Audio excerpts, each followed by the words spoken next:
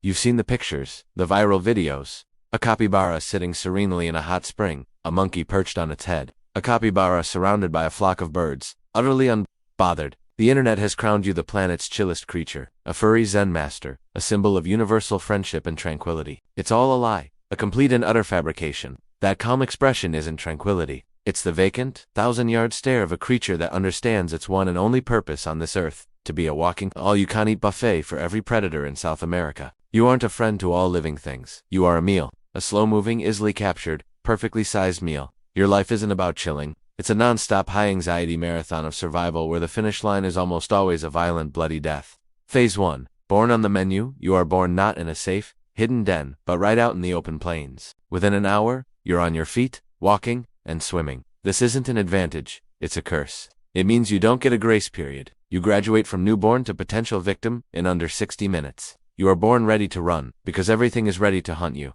Your mother has a litter of 4 to 6 pups. This isn't a big happy family. It's a numbers game. Most of you won't survive the first year. Jaguars, anacondas, caimans, and even large eagles see you and your siblings as the perfect bite-sized appetizers. Your childhood isn't about play. It's about learning to stay in the middle of the herd. Why? Because the safest place to be is surrounded by your brothers and sisters, who can be eaten first. Safety in numbers is just a polite way of saying, I don't have to outrun the jaguar. I just have to outrun you. Your family isn't a circle of love. It's a shield made of living bodies, and you are all expendable.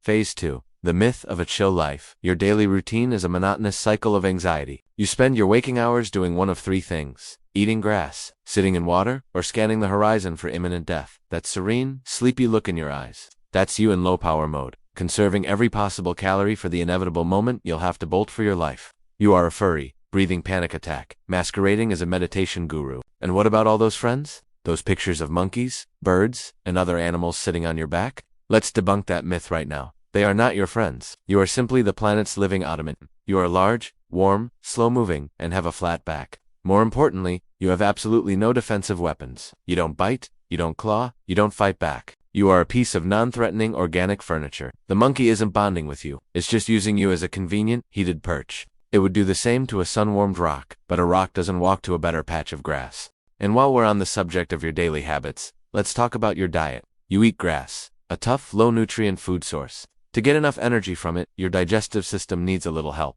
So, twice a day, you practice something called coprophagy. That's a scientific term for eating your own poop. Congratulations, you have to eat your own specially formulated fecal pellets to redigest them and absorb the nutrients you missed the first time around. It's a necessary, efficient, and utterly humiliating part of your existence.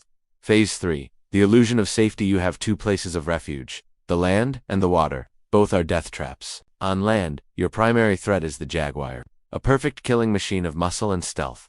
Your only defense is vigilance. The herd relies on a network of lookout calls. One sharp bark and the entire group stampedes in blind panic. You spend your life listening, your ears twitching at every snapped twig, every rustle in the grass. When an attack comes, it's a blur of chaos. You run, not with grace, but with the clumsy, desperate gait of a creature that knows it's outmatched. Your survival depends entirely on a good head start, and the bad luck of whichever herd member the jaguar chose to target that day. So, you escape to the water, your supposed safe haven. You are an excellent swimmer. Your webbed feet make you agile, and you can stay submerged for up to 5 minutes, with your eyes, ears, and nostrils positioned on top of your head like a tiny submarine. But what else lives in the water? Caimans and anacondas. You dive into the river to escape a jaguar on the bank, only to come face to face with a grinning caiman lurking beneath the surface. You've just fled one monster into the jaws of another. There is no safe space. There is only a choice of which predator you'd prefer to be eaten by. The inevitable end. You survive for a few years through a combination of sheer luck and by letting others die in your place. But time wears you down.